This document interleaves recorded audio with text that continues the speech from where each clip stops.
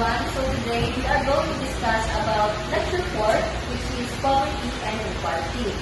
So when we say poverty, it is a condition where an individual or community lacks the financial resources for a minimum standard of living.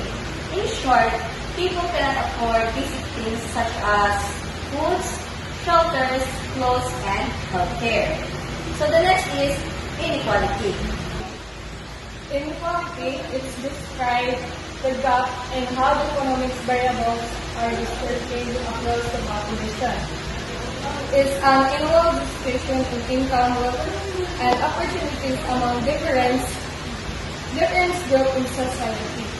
Its motives in several cases range from free gaps and to unified access to healthcare and education, and typically divide into main categories, which is the income and the wealth.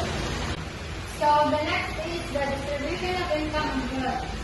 Statistics shows that during the recession year of 1991, the average per capita annual disposable income in the Americas was approximately $16,100.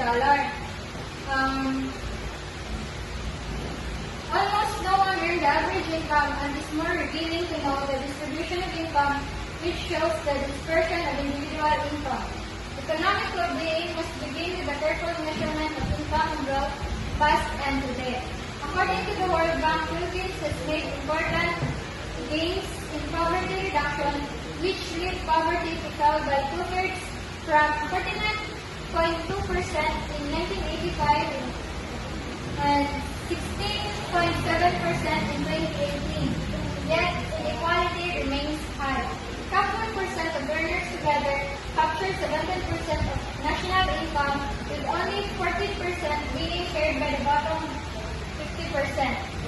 Philippines is considered one of the highest income inequality in East Asia, 42.3 Gini coefficient. So when we say annual disposable income, means the money you actually have left to spend or save after taxes.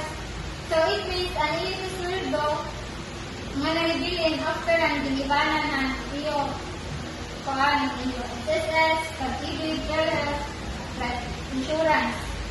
Ang kunyari ang iyong sweldo is 500,000 per year, pero may barayan pa ka nga ilibanan ito in 800,000 para ma-taxes nga ano yung magiging income nila is 420,000 for nila dito nyo, like for example, food and rent bills. The multidimensional poverty index measures poverty by looking at more than just a lack of money. Looks at the daily essentials of a person that is missing. An indicator measures specific durations across the three dimensions, which is health, education, living standards, nutrition, child, mortality, schooling, water, and electricity. How it decides who belongs to the poor. If a person visits one third or more of the basic needs at the same time. So, now let's proceed to multidimensional poverty index. Measures poverty by looking beyond income through the three dimensions: health, education, and living standards.